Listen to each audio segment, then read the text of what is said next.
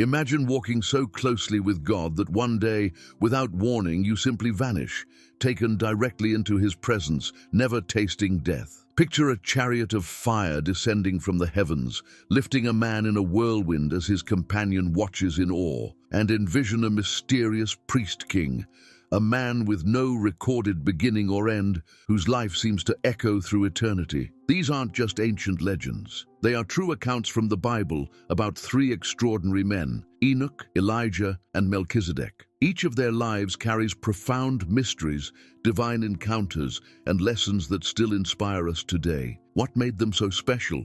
Why were they chosen to escape the one fate every human faces, death? Let's journey through their stories, unraveling the awe-inspiring events that set them apart. Enoch walked faithfully with God. Then he was no more because God took him away. Genesis 5:24. Enoch's story is brief yet deeply powerful. In the early chapters of Genesis, among long genealogies and lifespans stretching hundreds of years, Enoch's life shines like a beacon. Born in the 7th generation from Adam, Enoch was the great-grandfather of Noah. He lived in a time when humanity was beginning to stray far from God, diving into wickedness. Yet, Enoch stood out, not for military victories, grand kingdoms, or wealth, but for one simple, profound thing: he walked with God. But what does that mean? It wasn't just about living a morally good life. Enoch had an intimate, personal relationship with God, marked by continuous faith, obedience, and communion. Imagine walking side by side with someone every day, sharing your thoughts, hopes, and fears.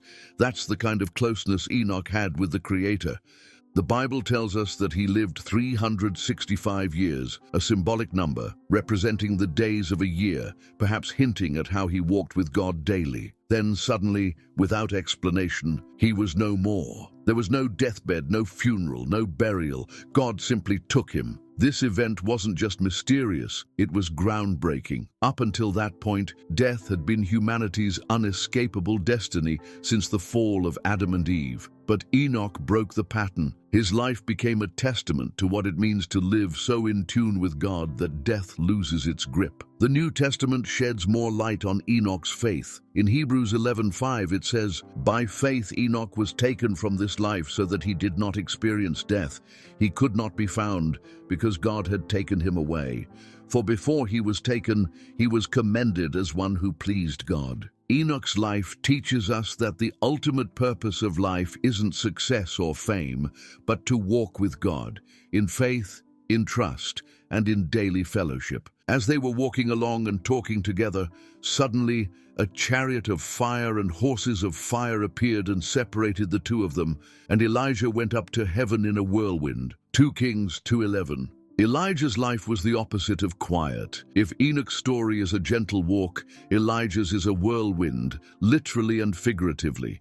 He was a fiery prophet, bold and fearless, confronting kings, calling down fire from heaven, and performing miracles that shook the very foundations of Israel. Elijah lived during a time of great spiritual darkness in Israel. King Ahab and his wife Jezebel had led the nation into idolatry, worshipping Baal and turning away from the true God. But Elijah stood as a lone voice of truth, declaring, "There will be no rain or dew except at my word." 1 Kings 17:1. And just like that, a devastating drought struck the land. Throughout his life, Elijah displayed God's power in dramatic ways, feeding a widow's family with an endless supply of flour and oil during the drought, raising the widow's son from the dead, showing God's power over life itself, calling down fire from heaven to consume a water-drenched altar, proving God's supremacy over Baal before hundreds of false prophets. But Elijah's story isn't just about his boldness.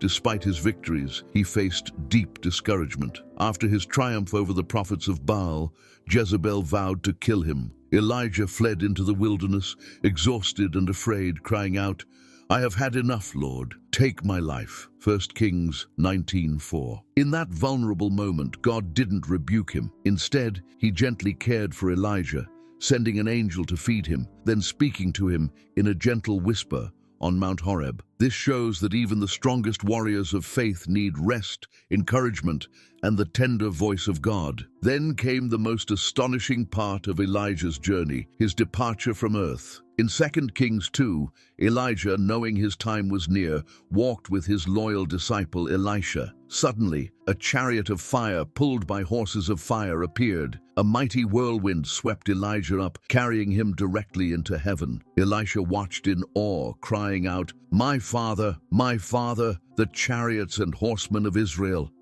Elijah's exit was as dramatic as his life. No sickness, no death, just a fiery chariot and a whirlwind, a divine escort from earth to heaven. Elijah's story teaches us that even in our boldness, it's okay to feel fear and exhaustion. What matters is that we keep trusting God, knowing He walks with us through both fire and whisper. Without father or mother, without genealogy, without beginning of days or end of life, resembling the Son of God, He remains a priest forever. Hebrews 7:3. While Enoch and Elijah's stories are marked by dramatic divine encounters, Melchizedek's story is shrouded in mystery. We meet him briefly in Genesis 14. After Abraham, then Abram, rescued his nephew Lot from enemy kings, he encountered a strange figure. Melchizedek, described as the king of Salem, which means peace, and a priest of God Most High. Melchizedek greeted Abraham with bread and wine, echoes of communion,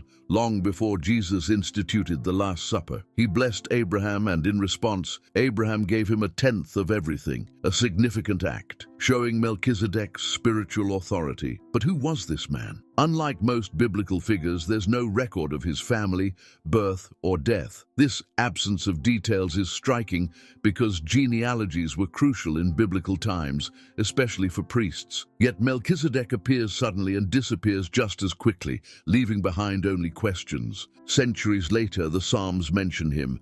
"You are a priest forever, in the order of Melchizedek." Psalm 110 verse 4. Then in the New Testament, the book of Hebrews dives deeper. It compares Melchizedek to Jesus, highlighting his timeless priesthood. Hebrews 7:3 says he was without father or mother, without genealogy, without beginning of days or end of life. Some scholars believe he was a symbolic figure, foreshadowing Christ. Others think he might have been a divine being, perhaps even a pre-incarnate appearance of Jesus himself. While the Bible doesn't explicitly say Melchizedek never died, the language used, especially in Hebrews, suggests he represents something eternal, beyond human mortality. His story reminds us that God's kingdom operates on a level far deeper than human understanding, blending the earthly with the eternal. What connects these three men? Enoch walked with God so closely that he was taken without seeing death. Elijah served God with fiery passion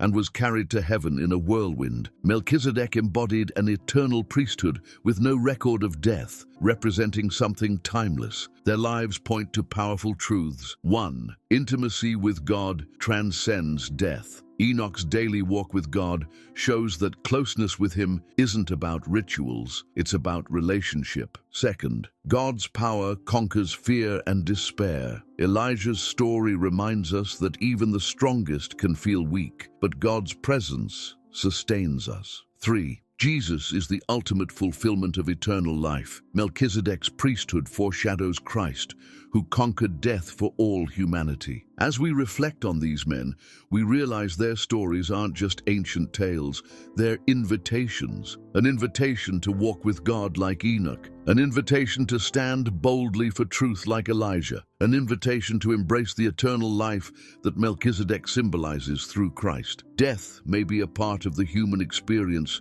but these men's lives remind us that with God, life is eternal, and that's the greatest hope of all.